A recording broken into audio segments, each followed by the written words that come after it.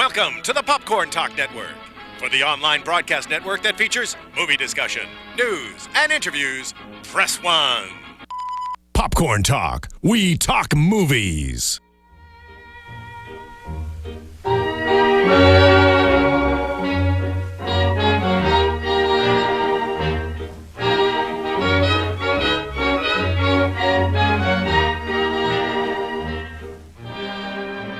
From the Popcorn Talk Network, the online broadcast network for movie talk, this is Historic Hollywood, spotlighting the most influential and founding members of Hollywood. Welcome, ladies and gentlemen, to the inaugural voyage of Historic Hollywood, a celebration of the cinema of yesteryear and the people who made it. You can check us out on YouTube, youtube.com/Popcorn Talk Network. Follow the network on Twitter at Popcorn Talk. You can watch us, like, subscribe, etc. I am Lex Michael. With me are Byron Thompson, Karie Bible. So before we get into the meat and potato portion of this conversation, being that this is our first show, I just real quickly wanted to ask you guys why this era of filmmaking, why these movies, and when I say these movies, I mean things 1960s and previous. What is it about this era of filmmaking that speaks to you? it's the influence to me. It's basically the films that I see today. We were just talking about Sicario, something very current. Yes. And I don't think that any of those movies really have much on the older films. Most of it seems to come and is inspired by those type of things. So that's why I think it's better to kind of take a step back and review the older films, because I think that's kind of where it all started. Absolutely. I think that's where the groundwork of this whole art form began, was in those early years. And to me, that's a fascinating time to look at the development of stories and artists and how they made these films. And to me, that's just such a powerful and intriguing time.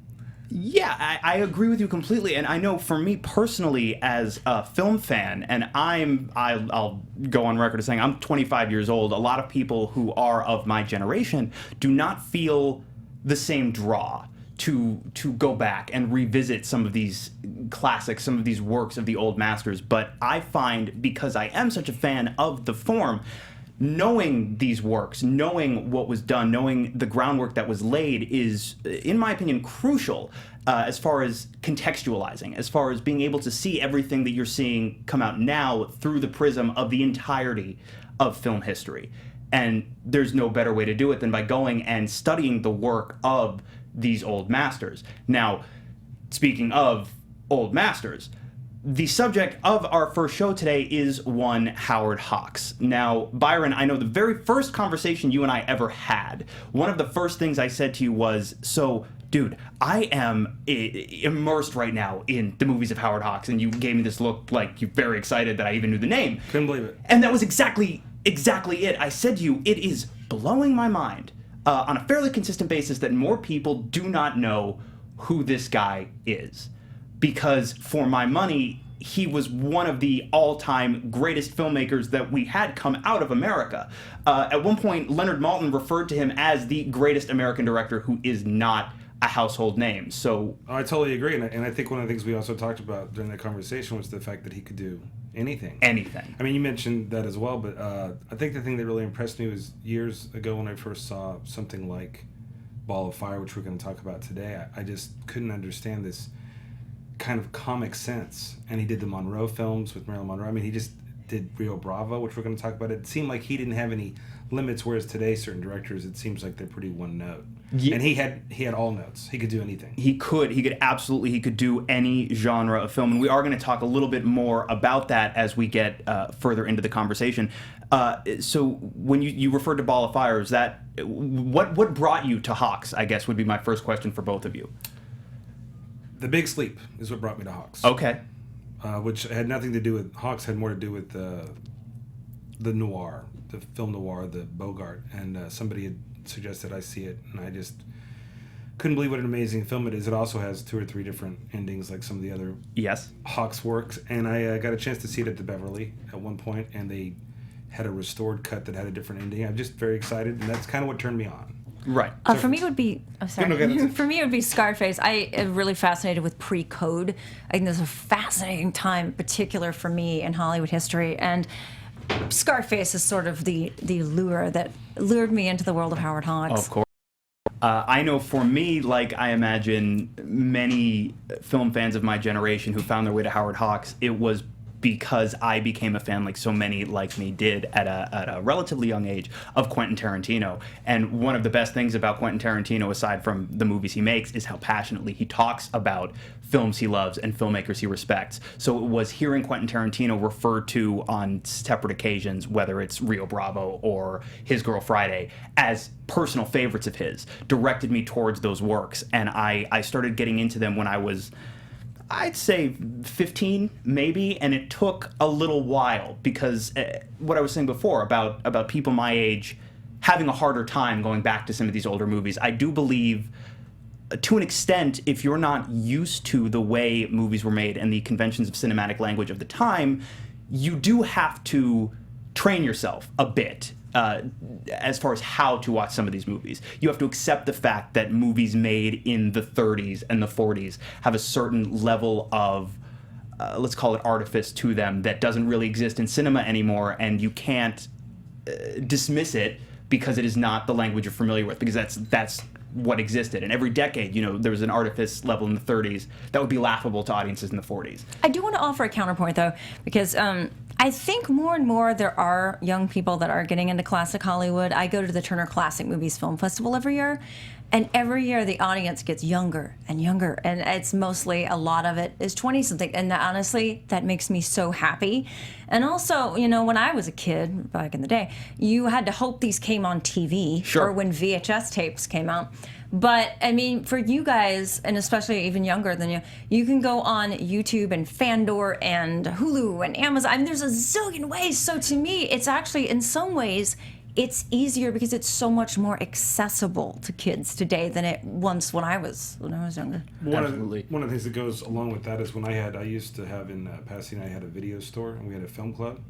We made a point of showing older films. We showed, obviously, Scarface, which is the one that kind of turned you on to Hawks, and we had a lot of younger people, much younger than you, Lex, come in, and they were a little bit, even though, like you said, you can access so much, they have no desire to sit down and watch a black and white film, but by the same token, it turned everybody on. That's the best part. It's exposing. We talked about that before. You have to kind of open people's minds a little bit. And that, I think, and I'm certainly not going to speak for either one of you, but I think that is part of what we're hoping to accomplish here, is to not, yes, educate, but not educate so much as just share our enthusiasm. Because the one thing you don't want to do is treat it like this is medicine, it's good for you, you should watch this stuff, because all you're going to accomplish is you're going to turn people off, and they're not going to be into it. Absolutely. We really love these movies, and I think that's going to come across in our conversation, and all I would really like to do, if I could do one thing here, is just to share that enthusiasm with other people.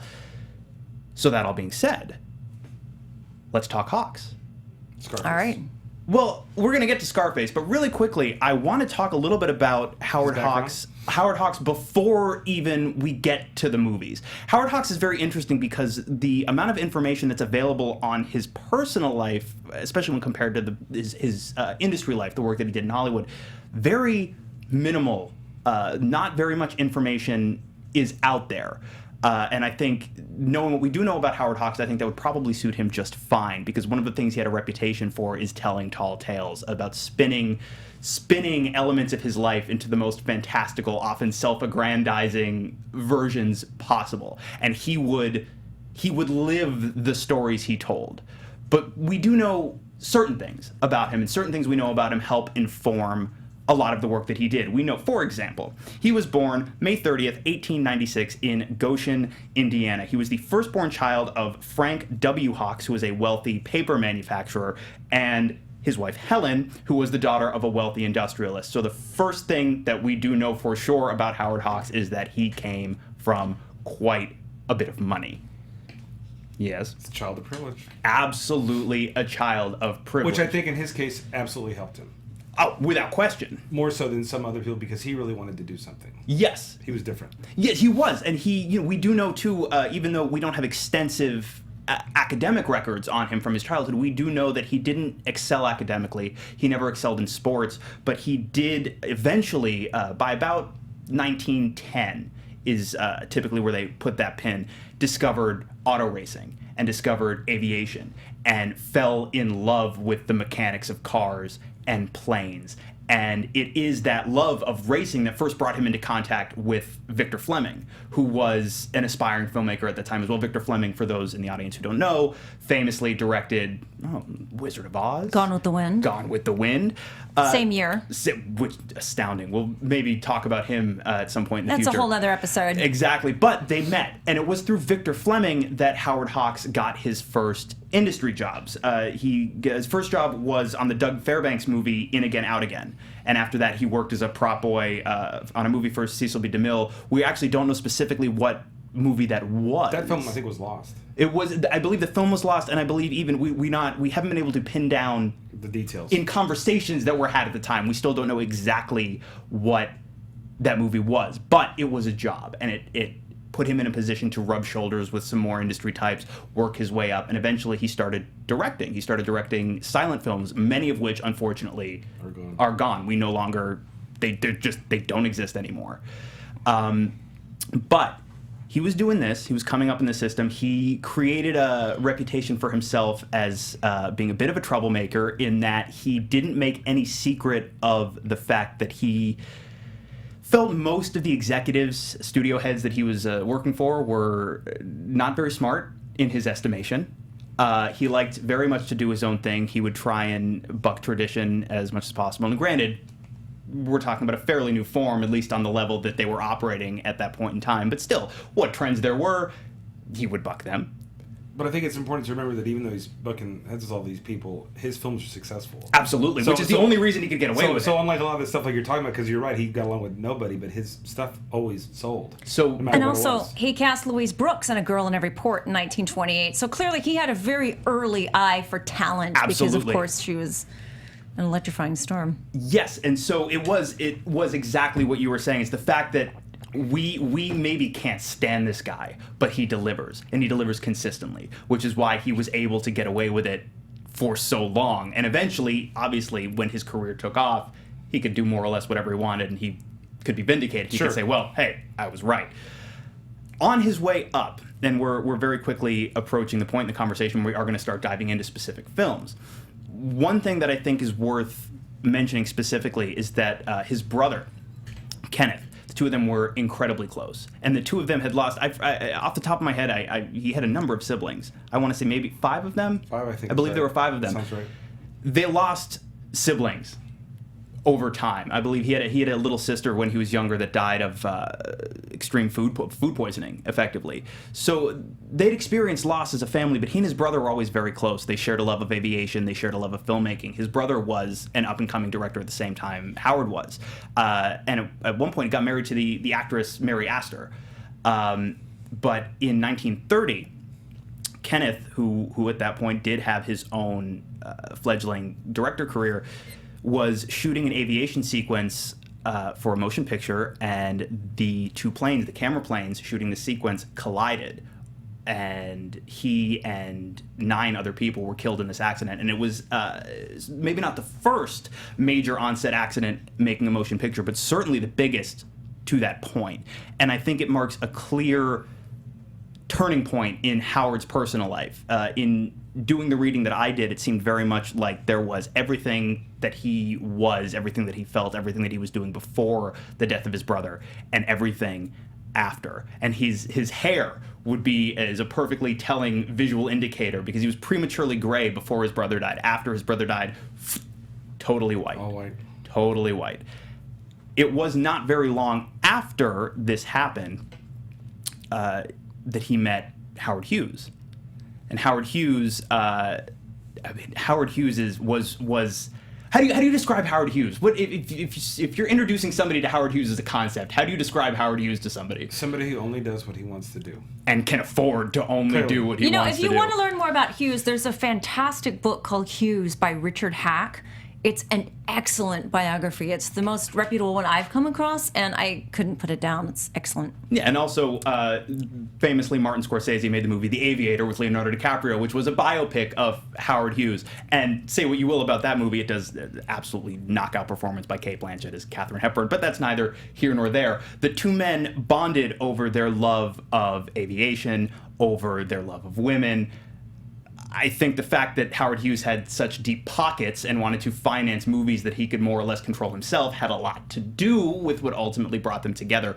But it is their major collaboration that is the movie. Film Even Begins. Text opening, yes. Do you want to real quick sum that up? Yeah, it basically tells the audience that your government is you, and what are you going to do about the problem of violence in today's world. So basically, before you even see anything that happens in the movie, it's saying there's a lot of gun violence, there's a lot of horrible murder, there's all kinds of things that are wrong. The government is your government. What are you going to do about it? Almost like daring you to do something. And then the movie starts. Well, and not to put too fine a point on it, Sure. the alternate title for the movie, not so subtly, is The Shame of a Nation. Correct. So they really wanted to drive that point. There was a problem at the time, though, too. There'd been a cycle of gangster films, including Beast of the City, Little Caesar, Public Enemy. And the public was supposed to hate and despise these gangsters for all the crimes they'd committed. But in reality, they kind of rooted for them because there's something really kind of attractive and dynamic and interesting about these guys. And I think a lot of the censors felt troubled that the public sort of felt that way. They wanted the public to hate them. They wanted them to be the bad guy. And that's, to me, also why a lot of the pressure for censorship came in, to make it like a shame of a nation, because people really did not want the audience to root for the bad guy. Yes. Yes. Now, this film was based on a novel of the same name by the author Armitage Trail. I may be mispronouncing it. That's correct. Spelled Trail, certainly. That's correct. The novel, and by extension the movie, not so secretly based on Al Capone. And in adapting this screenplay, Hawks entered into his first collaboration with the screenwriter Ben Hecht, who would become a trusted friend and collaborator for the next 20 years. Now, yes. I was going to say, do you know the Ben Hecht Capone story? What is the Ben Hecht Capone story? I guess when they had hired him to write it, they sent some people from Chicago to kind of tell him this is really not going to be in your best interests. And instead he said, hey, I've got a better idea. Why don't you guys just come help? Yes. And they were totally like, yeah, this is great. Capone loved publicity. He loved the attention. So in the end, it helps everybody. And what he probably was, I think he was in prison by the time this film came out, actually. But the fact that they were even doing it, he was probably happy about it. There is that story, and I believe that there isn't any truth to it because of when he was finally put in jail. But there was the story that he loved the movie, owned a personal copy. But if you look at the release date of the movie, it's like, you look at the date that he went to jail, right? He must have gotten a hold of that copy and watched the hell out of it real fast, because he had months, I believe, before he was finally incarcerated. So, before we get too much more into the meat of the movie itself, I want to talk about the cast. Sure. You've got Paul Mooney as Fantastic. Tony Camonte, the titular Scarface. I believe discovered because Hawks took in some Yiddish theater. Yeah, Correct, he was doing correct. Yiddish theater in New York. Yep, found him that way. And this was only a couple of years before Mooney won an Oscar for playing Louis Pasteur. 1935. Yes, it was. You've got Anne Dvorak as his sister. I believe she was 18 when they cast her. I think that's right. By the way, she's excellent. As an aside, if you've ever seen the pre-code 3 on a Match, she is wonderful in that movie. And she actually walked out on her studio contract, got married, and fled to Europe for quite a while, and then came back, and unfortunately never got the kind of parts she should have gotten afterward. But author Christina Rice has written an excellent biography about Anne Dvorak called Anne Dvorak, Hollywood Rebel. Sure. Totally recommend that. Well, and the story that I read in the Todd McCarthy biography of Howard Hawks, which I'm in the middle of, it's phenomenal. If you have any interest in the man, his book is essential reading. The story that I read is that there's a sequence in the movie where she is dancing suggestively in front of the character Ronaldo, played by George Raft. Correct. That is something that apparently they pulled from reality. They bumped into each other at a party, and it was almost essentially the same thing, where Dvorak was enticing Raft to come and dance with her. He was doing this very suggestive, undulating dance, and Hawks saw this and went, not only is she in my movie, that is in my movie. And it is. Speaking of, George Raft is in this movie as Ronaldo. And Raft is a fascinating character because just prior to making this movie, this gangster movie, he was himself running with that element. I believe he was tight with Meyer Lansky for a while, the notorious Jewish gangster. And Bugsy. Bugsy Siegel. Benjamin Siegel. And Lucky Luciano. Yep, absolutely. Good friends. He would carry They guns grew for up them. together. He would absolutely. And George Raft would go on. He would obviously become known primarily for playing these gangster parts. His aesthetic on screen would come to define much of the gangster aesthetic in reality going forward, which to me is fascinating because you've got real life influencing the movies, which then turn around and influence real life. You've got Boris Karloff is in this movie. Boris Karloff, the year after Frankenstein. His first role since, yeah. Also, The Criminal Code, another Hawks film he made, an excellent gangster picture as well. Yes, the movie just before this one, which was the first time he worked with Karloff. Karloff plays Gaffney, who is the crosstown gang rival who is famously shot to death in a bowling alley. Ball goes down the lane, knocks the pins over. Also, I just want to mention Osgood Perkins, father of Anthony Perkins, the original Norman Bates, shows up in this movie as the gangster Johnny Lobo. Now, Scarface. Very much based on Al Capone. They took many elements of Capone's actual life and fictionalized them slightly, sometimes very little, for use in this movie. For example, the St. Valentine's Day Massacre sticks out to me. The shooting of these criminals where multiple gunmen are dressed as police officers so that they won't see it coming. The scar on the face, which he claimed was in the war, which was actually in a nightclub in Brooklyn, I believe. Yes, well, I believe in the film he makes a comment about he got it in a barroom brawl, something like that, which is Something like that, yeah. Which is, in the vaguest terms, how Capone received his. You've got Tony as he.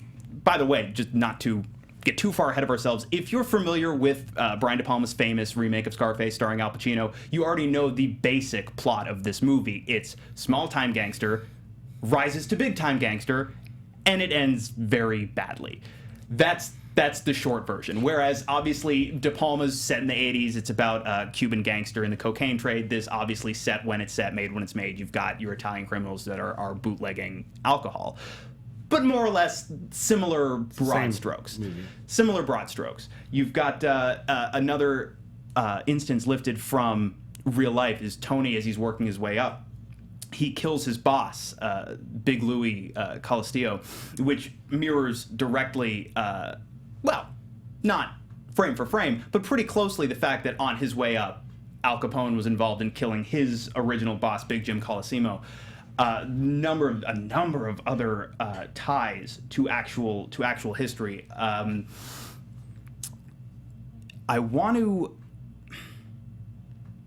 I guess what I really want to talk about is the effect of this movie on the culture at large when it came out, because it, as you mentioned, this movie did have a very, very clear mission statement.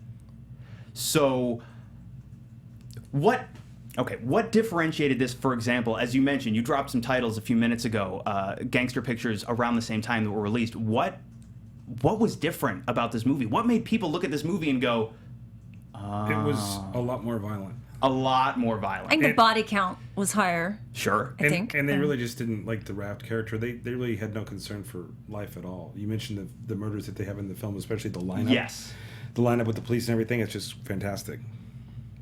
Yes, absolutely. So, Also, if I can add another thing that kind of took this film to another level of pre-codeness, would be the not so subtle incestuous relationship between Paul Muni and Ann Dvorak. Yes. And it's very blatant when you watch the film. And there's this kind of bond between them. And I love the scenes they have together. I feel like each one of them is giving as good as they get. Absolutely. And it makes me wish they would have done more. But there's that undercurrent that really runs through the film that I think really takes it to a whole nother level than a lot of the other gangster films in that Makes cycle. it a little uncomfortable.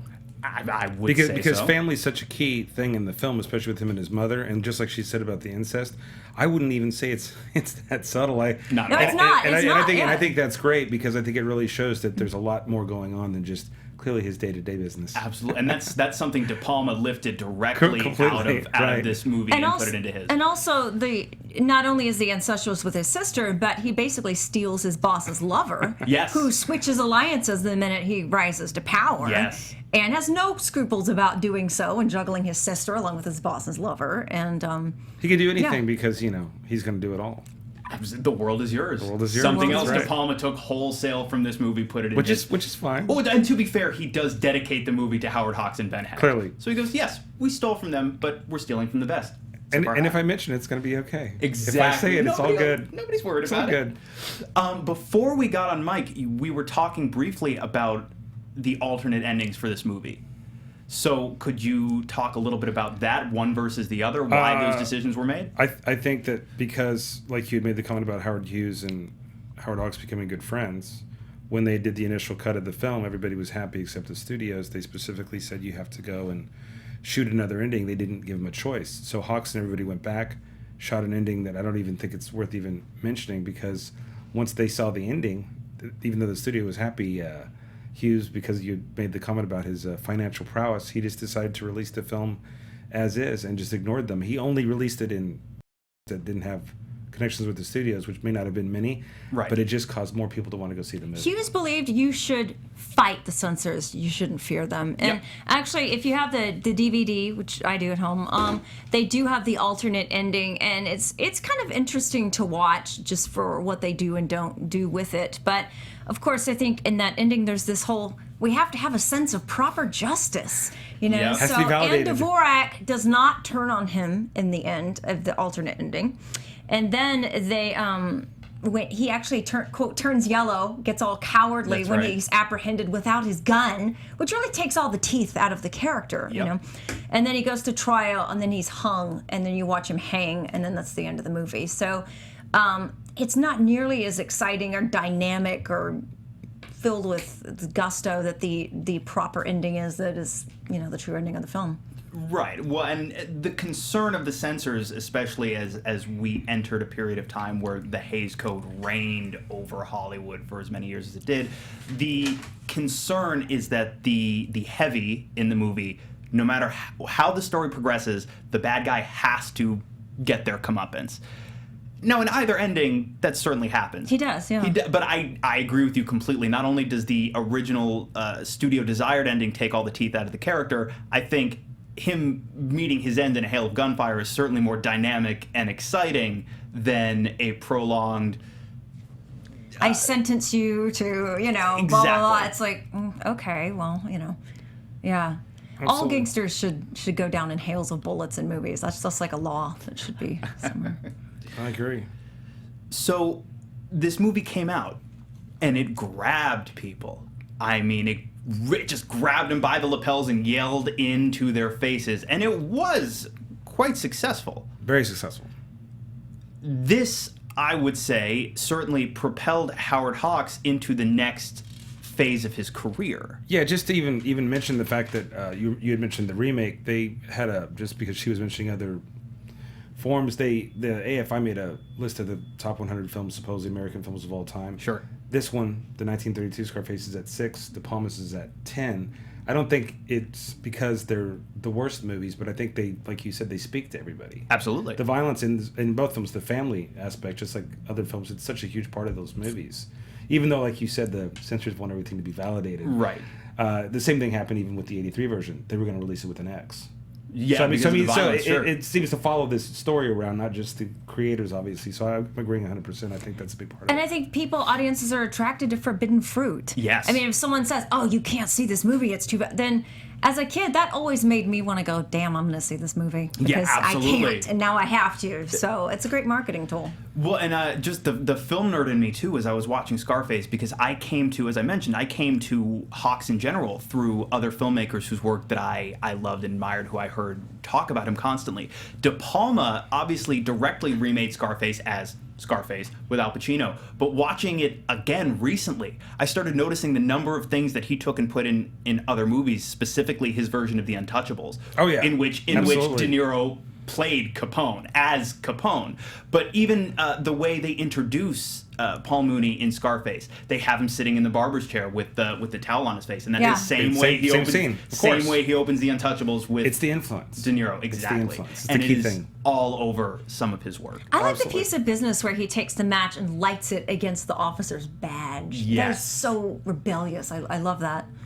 So, the success of Scarface obviously took Hawks from the point that he was, launched him into the next phase of his career, and the 30s were very busy.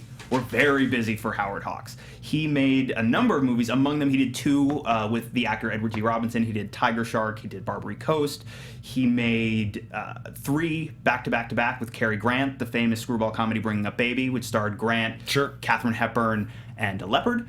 Right after that, Only Angels Have Wings, Cary Grant, Great film. Gene Arthur gave the world Rita Rita Hayworth. Hayworth. Rita Hayworth. Absolutely, and it's just another excuse for him to tell stories about men flying airplanes. Or planes. Absolutely. Right after that, His Girl Friday, another movie with Cary Grant, Rosalind Russell, Ralph Bellamy. One of my personal favorites in Hawks's oeuvre, just a fantastic, fun screwball comedy. Then, 1941, did 2 movies with Gary Cooper. First of which, Sergeant York, for which, if I'm not mistaken, Gary Cooper won the Academy Award for Best Actor.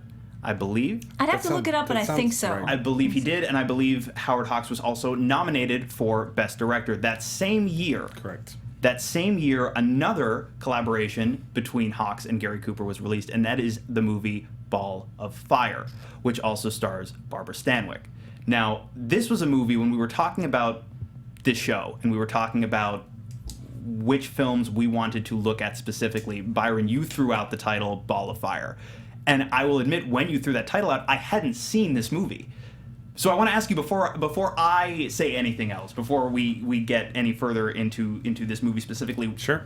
why Ball of Fire? In a world where Howard Hawks has made a number of great screwball comedies, why Ball of Fire? Barbara Stanwyck. Specifically Barbara Stanwyck. I was always a big fan, and I had heard that she had done quite a few films when they had done her Lifetime Achievement thing years ago, and I had heard she had done a film with Hawks, which I thought was kind of strange because at that time I didn't see him as being that type of director.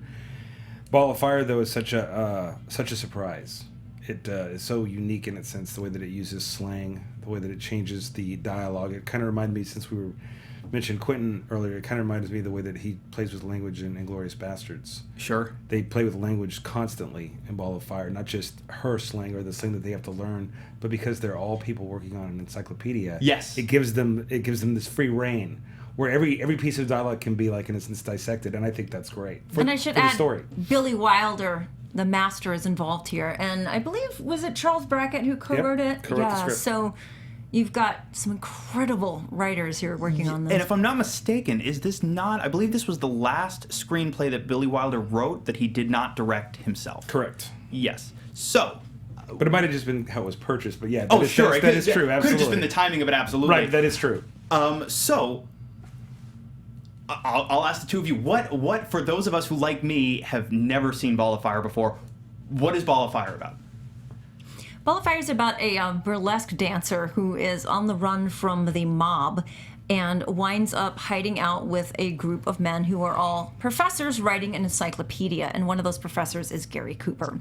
And they fall in love, and of course complications ensue when Barbara runs off to marry her gangster boyfriend, but then realizes it's actually Gary Cooper that she really loves. So that's sort of the movie plot in a nutshell, but it's so charming. It's such a terrific movie, and Stanwyck and Cooper play so well off each other. Yes. And Stanwyck, for my money, I agree with Byron. She's probably my most favorite actress in Hollywood's golden age.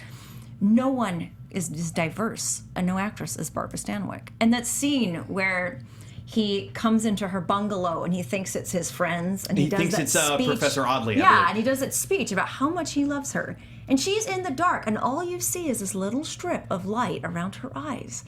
And the look in her eyes when he gives that speech. I mean, she the can movie. do more with her eyes than most actresses can do head to toe with their whole bodies. That's the movie. That's the absolutely. movie right there. That's the movie. When I finally got around to watching it, it's exactly what you say. It's the performances of the two leads that are so involving.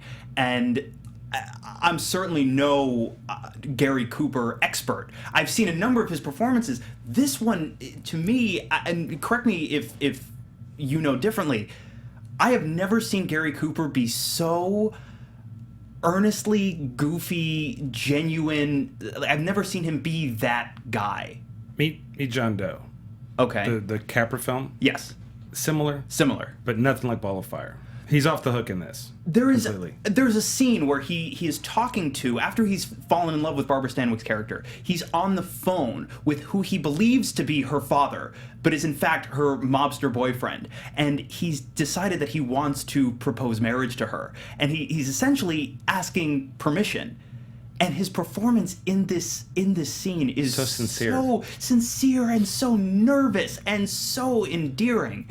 One of the things that I also love about Yes. Ball of Fire is the surprises. Yes. Because to have the mob guy who you're talking about who's being asked permission to marry, Dana Andrews, Yes. just practically steals the whole movie. Absolutely. Because he's not that guy. He doesn't seem even by appearance like he's going to be this kind of tough guy, but he's a monster. He's just great. He's great in it. He's fantastic. And all the character actors who play the professors, all of those guys are so good. Like, you kind of start to fall in love with all of them. I mean, they're nerdy and they're buttoned up, but they're so charming. They're funny. You really like being around them. Yes. You know? I almost hate to mention it, but it's something we actually talked about at the beginning too. The thing that I think is really interesting, and I hope you agree, Ball of Fire really is Snow White and the Seven Dwarfs. Yes. Oh, yeah. That's all it is. Which Totally. in some ways it's kind of odd, but in some ways it works great. Absolutely. It really is a great movie. And those professors, those seven The seven professors, dwarfs. as they all live together in this It's house, hilarious. writing their encyclopedia. But these are your seven dwarves. And they're widowers, so there's And no women involved. It's great. I think And they're all bachelors and one's a widower, but still, yeah, they're just very... And is it, if I'm not mistaken, it is Audley who's the widower. Right. And there's that scene that comes late in the movie where they're all... Gary Cooper realizes that this relationship isn't going to work. He feels he's been made a fool of. He's been left. Taken advantage of. Exactly. And they're commiserating, and obviously his friends aren't ragging on him. They're being very sympathetic. They're supportive. But there's a scene where after you've spent this time getting to know these guys and like these guys, all of the professors sit around this table and they sing that song Genevieve, and they're harmonizing together. And there's something so earnest and sincere about it. And I'm wondering too if that, I don't know that you could do that now. I feel like there's a level of sincerity and earnestness to it that people would almost we become so cynical as an audience. I feel like people might recoil from it. But I thought, best word I can think of, I thought it was delightful. It was sugar. It was. It was great. Speaking of sugar, Barbara Stanwyck's character has the very unlikely name of Sugar Puss O'Shea. That's right. But it is that. It's and I do want to shout out specifically Richard Hayden as Professor Audley, who was my personal favorite of the professors. He does get a little bit more to do than the other guys, but he is so much fun to watch. What else? Oh, I also want to mention, and this is certainly not a criticism, but one, if I had to take issue with this movie in one respect, it would be there's a sequence fairly early on where Gary Cooper is going out because they need to ramp up production on their encyclopedia. They're about to run out of funding.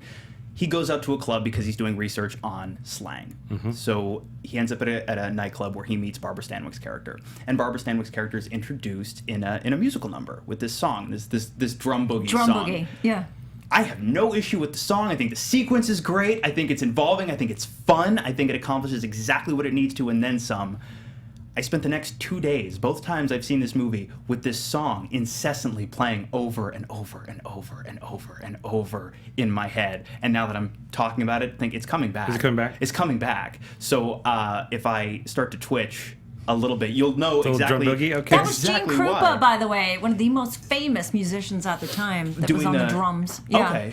Okay. She does her number, and then they bring it to the table where they gather around the drummer Match playing boogie. with the matchsticks. The Matchsticks is great. It's Great fantastic, and it's endearing and it's fun and it's vibrant. The plot of this movie too, Hawks, and this is certainly not the last time Hawks would remake one of his own movies, but the plot of this movie was recycled and reused for the movie Song is Born with Danny Kaye, which came later. So That also is something that we will see from Hawks again.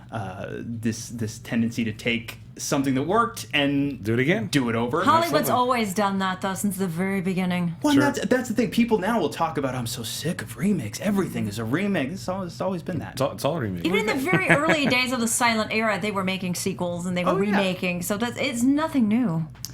What is there anything else specifically before we move on from Ball of Fire? Is there anything else specifically that you guys wanted to touch on?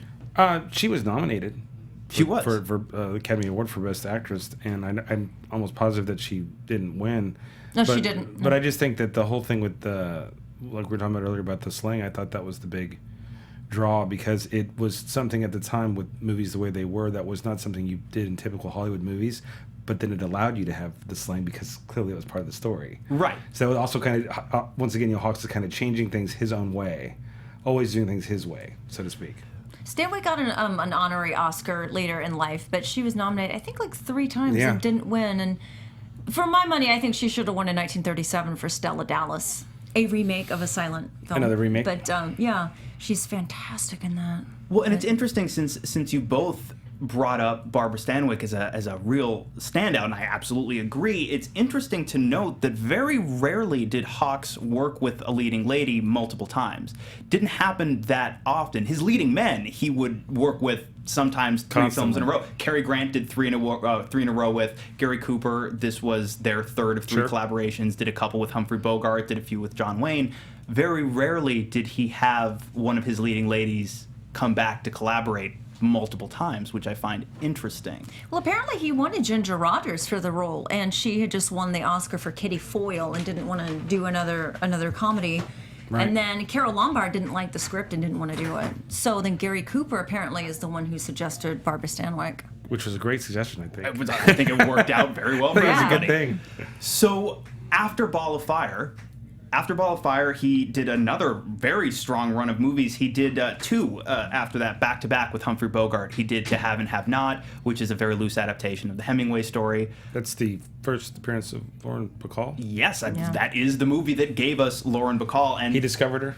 So his wife did, actually. She was reading a fashion magazine, saw Lauren Bacall on the cover, and showed Howard Hawks and said, look at this. And that's...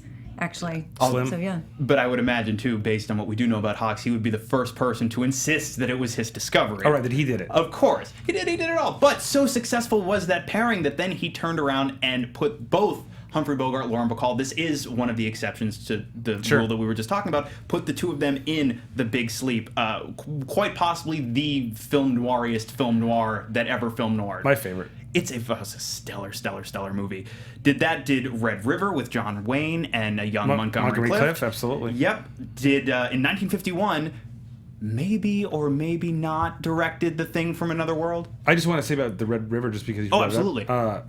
Essential to our conversation about what we're going to get to shortly because it's almost as if like at the beginning of his career and then at the end, the Western is such a key component of who he is, which clearly he did not spend a lot of time making Westerns in his career. Right. But yet at the beginning and at the end, essential. Yes. Essential stuff. It wasn't Red River the film that put John Wayne on the A-list? I thought it was Stagecoach. Stagecoach was originally the one that broke him, but Red River was huge. Well, John Ford, who was Wayne's chief and most prominent collaborator for, I would say, the majority of his career, famously saw Red River after making a number of movies with John Wayne, collaborating very closely, watched Howard Hawks' Red River, and famously remarked, and I quote, "I didn't know the big son of a bitch could act."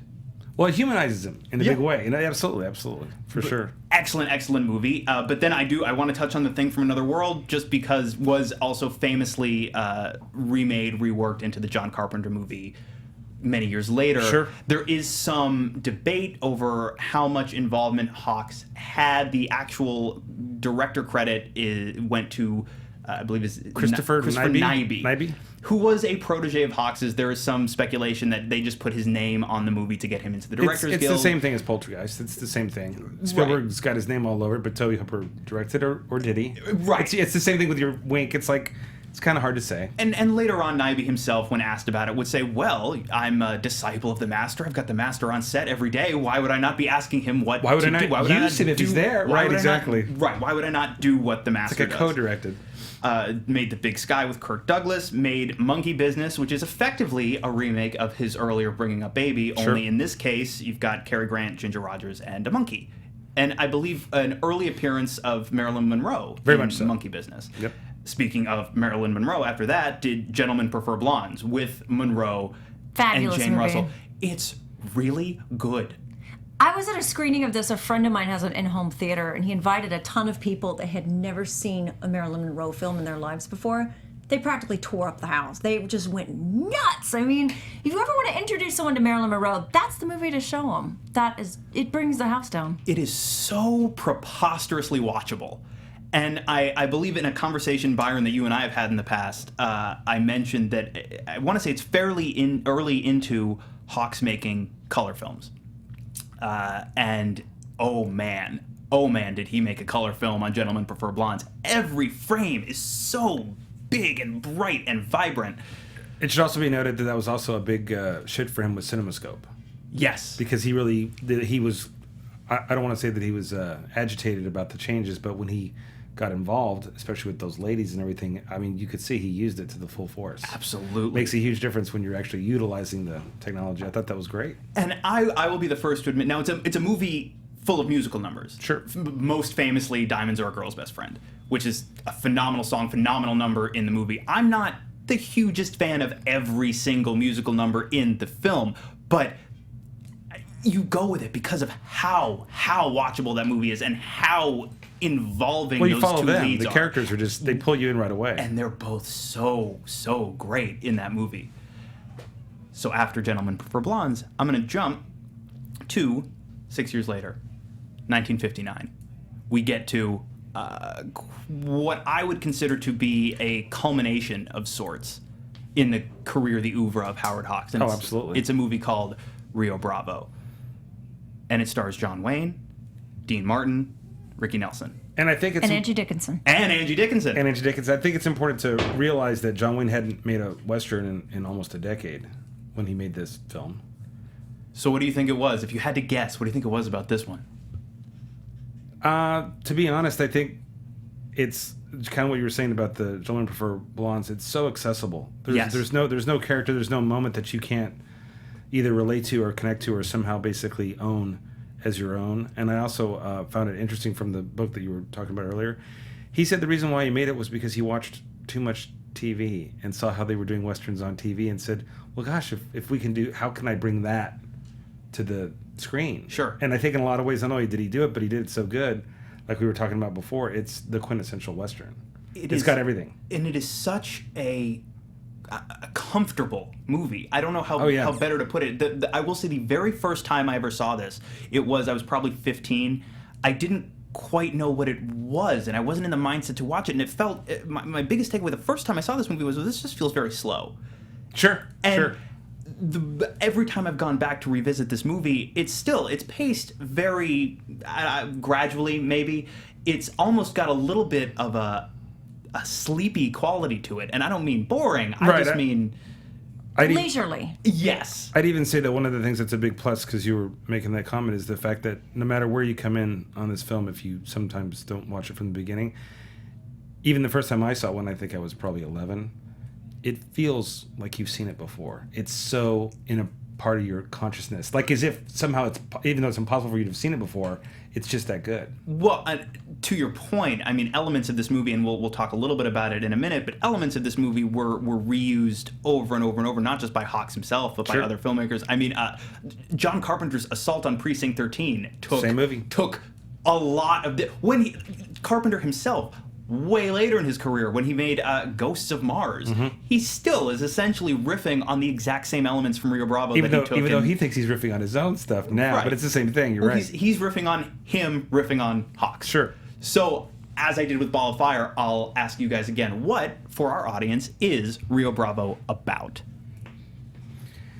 Rio Bravo is about a sheriff alone. And more importantly, in Hawks's words, this is the antithesis of High Noon. Yes. Hawks had come out very publicly and shown his disdain for High Noon. As a matter of fact, he went on record with other filmmakers, like you had said, because of his status, he didn't really care what people thought of him. So he came out after this successful movie, High Noon, came out and said that he thought it was just complete junk. He said that's no hero. No hero is going to go looking for people to help him. So the antithesis of High Noon, clearly you've got a character that's alone, the John Wayne character, who basically has everything against him. Yep. And he's very much alone. And he clearly isn't asking for help from anybody. If anything, he's refusing help when it comes. Because he doesn't want anybody to get... It's his problem. Well, there's a scene in the movie where John Wayne's character, Chance, he hears from the owner of the hotel... Right. That his friend who just came into town, Wheeler, is in the saloon asking people to rally together and help the sheriff. And Ward Bond Yes. is basically asking everybody, including trying to get the young Ricky Nelson, who turns it down flat. It's a very interesting dynamic because everything you expect is not happening. And Wayne actually goes in and tells his friend, "Stop that." Can't do that. Yeah, exactly. So I will say, in relation to my comment about the pacing of this movie, it's interesting too that the style of this movie helps reinforce the pace in that the way it was shot, for example. Almost the entire movie is shot in mediums and wides. I believe there are famously only 4 close-up shots in this entire movie. And that, to me, it keeps you at a distance, and he lets things play out in slightly longer takes without a lot of cutting. Keeps everything fairly even keel. Even the gunfight at the end feels, because of the way it's shot and edited, feels very... Karie, you and I were talking about this when we were having dinner the other night. One of the things that I thought was shocking about Rio Bravo that we haven't talked about is he shot it in order. Yeah, which at that time they don't ever really do that. But supposedly at the time, because Hawks hadn't made a movie in a while as well, he felt this kind of kills 2 birds with 1 stone. I don't miss anything, and I'll keep everybody kind of going with the story, which I think that has a lot to it. Yes, absolutely. And in relation to the comment I made about it feeling like a bit of a culmination, it does feel a bit like the ultimate Howard Hawks movie. I think this is a comment I think I've made to both of you at a point in the past, where you've got elements. Yes, obviously, it's very much a Western. Sure. The story is very much a Western story in a Western setting. But you've got elements of genres that Hawks had mastered previously. You've got your musical numbers, and in a movie where you've got your Dean Martin and you've got Ricky Nelson, each one of them gets a song, and the movie... And it doesn't seem forced. It seems like a perfect fit. Well, it does. And totally works. It's interesting because in both of these cases, the movie does stop for these musical numbers to happen. But it's okay. It is totally okay. Absolutely. And I just want to say, Dean Martin is a much better actor than people give him credit for. He's great. Most people, when they think of Dean Martin, at least that I've talked, they think, okay, the movies with Jerry Lewis or the whole Rat Pack thing. But if you watch Some Came Running, you watch this. I mean, he had a lot more talent as an actor than people really acknowledge. Absolutely. And he plays here Dude, or Borrachon, who is a former lawman who's descended into alcoholism. And there's a wonderful moment in the opening where somebody it seems like they're going to toss him a coin so he can get a drink. It's Claude Akins. Claude Akins. Tosses it into this platoon. And he has this moment where I want this drink badly enough that I'm going to sacrifice my dignity and reach into this spittoon. And of course, Wayne stops him. It's a defining moment. It's spectacular. For the film as well. Yes, and it's a moment that is echoed later in the movie. The other thing that I wanted to touch on, and it leapt out at me, especially this most recent time watching the movie, is the score. Oh, the music, fantastic, by Dmitry Tiomkin, and it stuck out to me because I had never paid attention to it that closely when I'd seen the movie in the past. This time, I watched it and I'm listening to this music and I'm going, this is spaghetti Western music. He's one of the great film composers.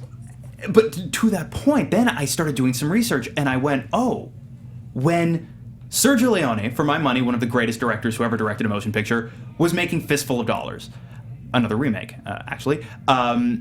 He went to his composer, Ennio Morricone, for my money, one of the greatest film composers who ever composed music for film, He pointed to Rio Bravo, and he pointed to Dmitri Chomkin's score, and he essentially said, do that. So when you think spaghetti western music, you're probably thinking of Ennio Morricone. But when you're thinking of Ennio Morricone... The inspiration is right there. It's all right there. And again, this furthers the point that we were making, and we have been making, that every filmmaker that you love, that you respect, that you revere, and when I say you, I'm talking to our audience members, certainly people that are of my generation, if you love them, without knowing it, you love Hawks. It's also his most personal film. How so? He didn't really think it was going to get any attention, like the attention that it obviously has gotten the interim since he made it. But he wanted to address his own personal problems. You were talking about his family and things like that. Even though that's not directly, it's not like kids are dying or anything in the movie. He wanted to make this film about friendship and loyalty and things that were most important to him, like his relationship with obviously Howard Hughes. And he didn't want to muddy that up in any movie that was going to basically seem like that's what it was about. So he thought, this is the perfect place. I put it in the Western. Nobody's really going to know how personal all this stuff is to me, especially the relationship with Angie Dickinson. Yes. Which seems very flighty almost, but to him that was a very key thing in the film. Well, and those sequences too, talking when they have about the drink together. I mean, it's amazing stuff. So many of those scenes, yes, obviously you've got John Wayne dressed like John Wayne dresses in movie. Clearly they hold full cowboy regalia. But any of the scenes between John Wayne and Angie Dickinson would be right at home in any of his screwball comedies. Oh, totally. I was just glad to see a woman have a good role in a Western, because honestly, that genre is not a great place and for she women. Drinks. You know, she drinks a lot. Yep. She can keep up with any man in any sense of the word, and you don't see that much in a Western, in the Western genre. Absolutely. So we talked about this movie being, in a sense, the culmination, the ultimate Hawks film. Came out, was well received. Very much so. With a skeptical studio. Sure. As a matter of fact, when he had gone to, I think it was Zanuck, I think. I'm pretty sure I don't have the notes or anything, but he specifically said, why on earth would you want to make a Western? There's one on every channel, and believe me, nobody's going to come see this. And I guess somehow he had got Wayne interested, because Wayne hadn't made a film or Western, like I think in 6 or 7 years. Right. And then he came back to Zanuck and said, well, I'll go ahead and take a pass, but I just wanted to know Wayne. Oh, well, if you've got, I mean, things change, but I still don't think they thought it was going to be what it was. Right. And we don't know necessarily the extent to which Hawks felt, if he did at all, this is my achievement, this is my greatest thing. But we do know that after Rio Bravo, he would collaborate with John Wayne 2 more times. Only make two more movies in his life, and they are both remakes of his own Rio Bravo, which is I believe El Dorado was first. That's correct. It was El Dorado, and then Rio Lobo, and El Dorado is almost exactly the same movie. Only instead of Dean Martin and Ricky Nelson in those roles, you've got Robert Mitchum and a fairly early performance by James Caan, if I'm not mistaken. One of his earliest, and actually the one that he considers his breakthrough, because he got to work with the Duke. So huge deal to him, obviously, at the time. And then I don't think there's any songs though. No James Caan singing. No singing. But it's okay, because you're right. It's the same story. It's exactly the same story. Yes, it's the same. And then Rio Lobo was 1970, was Howard Hawks' final film, but was essentially another remake of Rio Bravo. If I'm not mistaken, that movie does not have the Dean Martin character in it. No. But other than that, but it's the same. It doesn't really matter, because it's almost like it's by rote, so to speak. I mean, you're right. It doesn't have necessarily the same dressing, but it is the same film. Right. And that was 1970. That was Howard Hawks' final film. Now, how much do you know about what he did or did not do, or what he attempted to do or did not attempt to do professionally in the years between that final film and ultimately when he departed this mortal coil? Well, he taught more than anything else. He was a teacher at different universities, especially overseas in England and France, and he went to a lot of retrospectives of his own career, where of course there's people like us talking about him at that point in time as well. He constantly, I don't think I was talking to Karie about it, but I might have mentioned it to you, he was constantly telling people he was going to make another movie, and talking to everybody in the studio system, which at that time still existed. Nothing ever came of it, though. So I kind of almost think it was just, he didn't want anybody to think he actually retired, right, so to speak. I do know jumping back in his timeline, we didn't mention when we were talking about his formative years. In World War I, I don't believe he ever saw any action, but he enlisted as a pilot because of his love for aviation. If I'm going to serve, I'm going to fly. I believe he was ultimately released from duty without ever seeing any action, but we don't know much of anything about his military experience, his history, what he actually did, because in 1973, all military records pertaining to Howard Hawks were destroyed in a giant fire, which I believe probably suited him just fine, because it meant now there is no word about what I did other than my own. And I can, as I have been wont to do, tell the story and live the story that I tell, because I'm the only one telling it. The saying, never let the truth interfere with a good story, comes to mind. Exactly. Right. That did very much seem to be a mantra of his. So after that, I believe in 1976 received an Honorary Academy Award, correct. never having actually received one. Correct. Do you know, was he nominated beyond the director nomination for Sergeant York? I think he was nominated 3 times. Okay. I think he was nominated for Baby. Okay. And I think he was nominated for Only Angels Have Wings. Only Angels Have Wings, yep. And I'm not sure. I don't want to say the third one because I don't want to be wrong, but I think he was nominated 3 times. And of course, during this time too, since you had mentioned the time afterwards, he became really good friends with Peter Bogdanovich. Yes. Who was constantly always picking his brain and trying to do exactly what we're doing here with the show, focusing just on him. Like, how come people, like you had said to me that night, how come more people don't know about all of his work, trying to expose him at festivals and taking him around as well, which he was happy to be that person, clearly. Well, and it seems like a lot of what we do know about Hawks, in more or less his own words, comes from conversations that he had with Peter Bogdanovich. Absolutely. I think also the French played a major role in this. The French sort of had a rediscovery of Hawks. Yes. Yeah. I think director Eric Romer said, if you love Howard Hawks, then you love movies, or something to that effect. So Absolutely. They really are so influential in the world of film, and they're always ahead of the game of every other country. To your point exactly, Jean-Luc Godard famously called him the greatest American artist.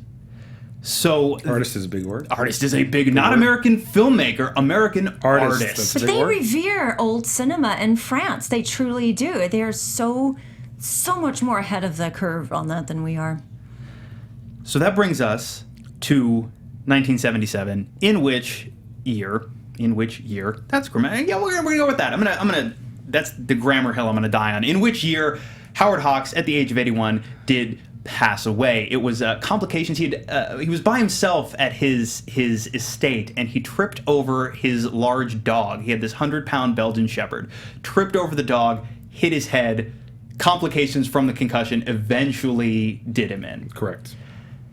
He left behind a staggering body of work and a profound legacy. And we've been talking about the legacy as part of this conversation as we've gone from point to point.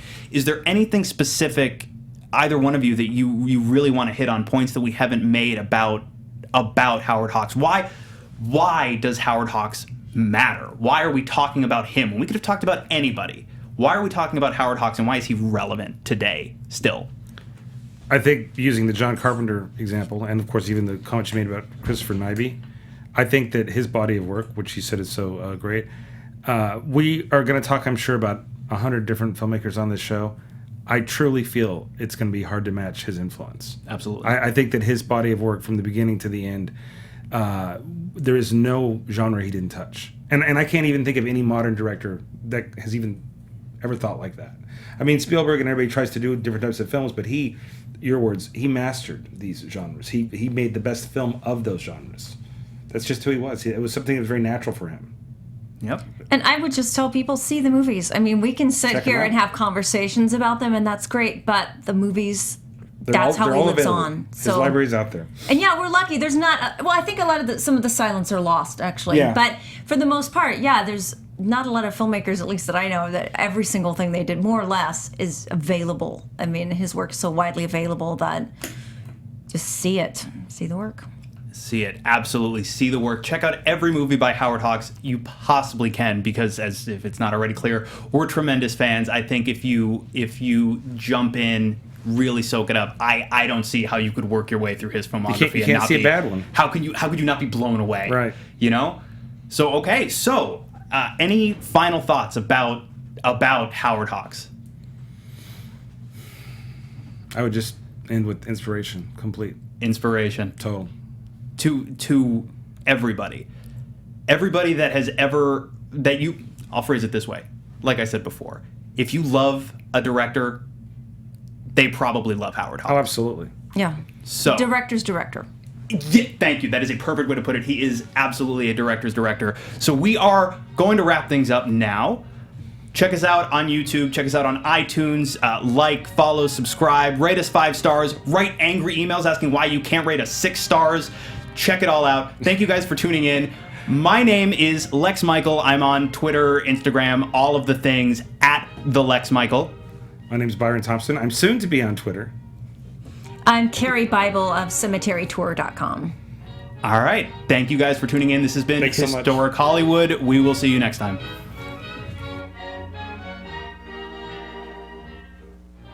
From producers Maria Menounos, Kevin Undergaro, Phil Svitek, and the entire Popcorn Talk Network, we would like to thank you for tuning in. For questions or comments, be sure to visit popcorntalk.com. I'm Sir Richard Wentworth, and this has been a presentation of the Popcorn Talk Network. The views expressed herein are those of the hosts only and do not necessarily reflect the views of the Popcorn Talk Network or its owners or principals.